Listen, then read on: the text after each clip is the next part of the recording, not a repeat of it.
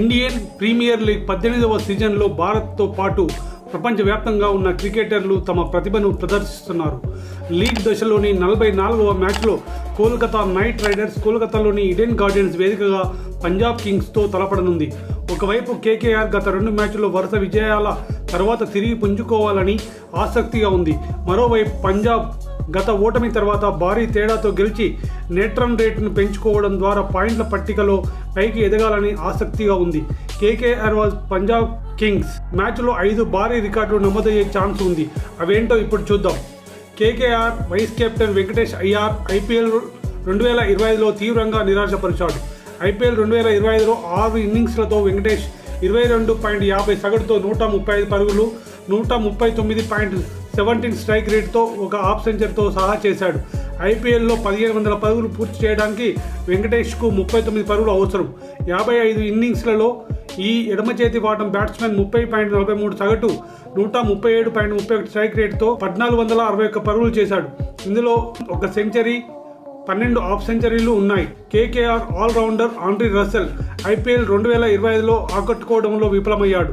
అతను 6 ఇన్నింగ్స్లలో కేవలం 119.56 స్ట్రైక్ రేట్తో 55 పరుగులు చేశాడు. ఈ కాలంలో అతను కేవలం 4 ఫోర్లు, 4 సిక్సర్లు మాత్రమే కొట్టాడు. అతను తన టీ20 కెరీర్లో 600 ఫోర్లు పూర్తి చేయడానికి కేవలం ఒక బౌండరీ దూరంలో ఉన్నాడు.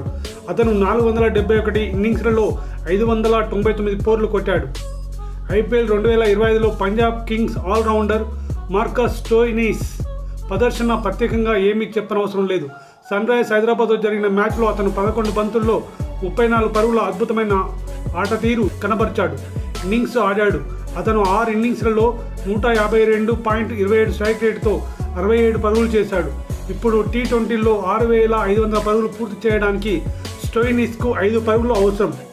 Punjab Kings captain Shreyas Iyer IPL 2025లో మిశ్రమ ప్రయాణాన్ని కొనసాగిస్తున్నాడు. ఒకవైపు శ్రేయస్ ఈ సీజన్ను అద్భుతంగా ప్రారంభించినప్పటికీ ప్రస్తుతం అతని బ్యాటింగ్ నుంచి పరుగులు రావడం లేదు. అతను 8 ఇన్నింగ్స్లలో 43.83 సగటు రేటు, 85.21 స్ట్రైక్ రేటుతో 263 పరుగులు చేశాడు.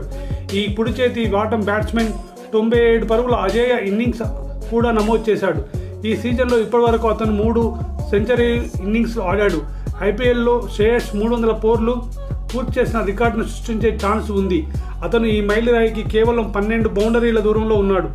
ఈ 124 మ్యాచ్ల్లో 123 ఇన్నింగ్స్లో శ్రేయస్ అయ్యార్ 288 ఫోర్లు, 133 సిక్సర్లు బాదాడు.